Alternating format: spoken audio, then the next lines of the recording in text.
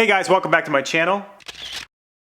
Today I'm going to show you how to replace the hose of our Dyson DC33 vacuum that we have. We've had this vacuum for over 10 years. The thing works really well. And with pups like Gracie in the house, we definitely need a good vacuum that can suck up a lot of hair and different things like that, even though she's a non-shedding dog. So we were going to replace the hose today, and I'll show you how to do that quick. The vacuum's been great. It's been a good investment for 10 years. We definitely got our money's worth out of it. And now we get to replace the hose so we can continue to use it for hopefully another 10 years.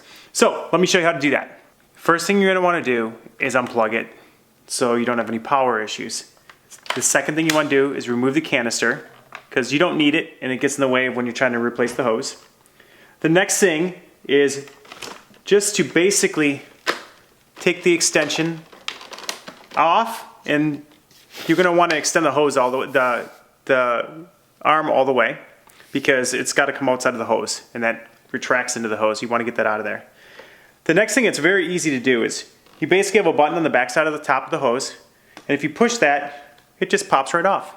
Okay, now that you removed your top piece, I'm going to remove the rest of the hose. So there is a button on the inside that you can push, but it's just as easy once you have this removed just to pull back on the little tab and pull the whole piece off. It's just this tab that holds it in there. And it holds it in on the guide rails as well. So you can see the guide rails on this. They go down that side, the inside of this here. So it lines up properly with the piece in the vacuum.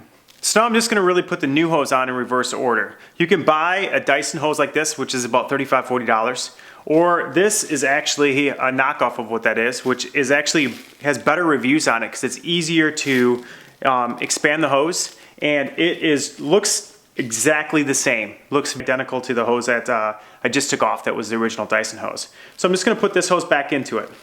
So line it up with the guide rails in the bottom, and that will just snap in. There you go. So once you hear the click, it's snapped in tight.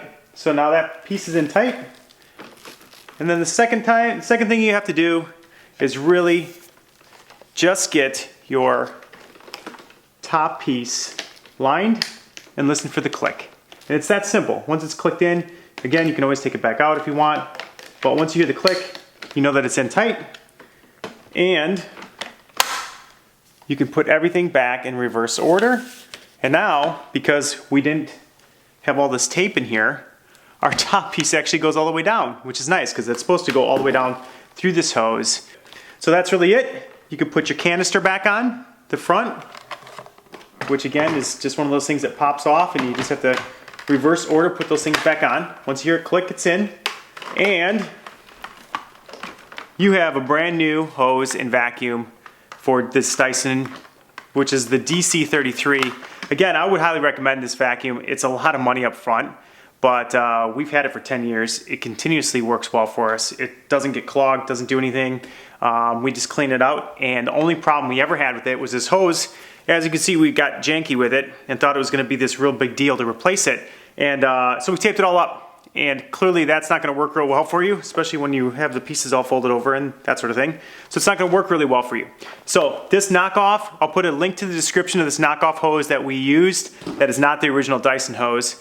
It's about half the price, and I would recommend it because, again, it's got better reviews. The only other piece that we bought to make this vacuum better was we bought this adapter, which is the Dyson adapter for cleaning our hardwood floors. So it doesn't scratch because it's all got softer bristles on it and that sort of thing, and it's got gapping in it, so it sucks up all the dirt and the dust and that sort of thing. As you can see, it's working.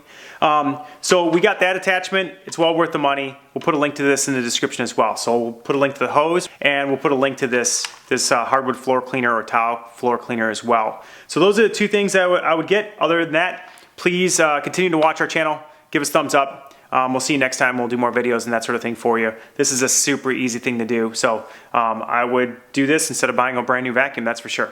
Thanks. Talk to you next time. Bye.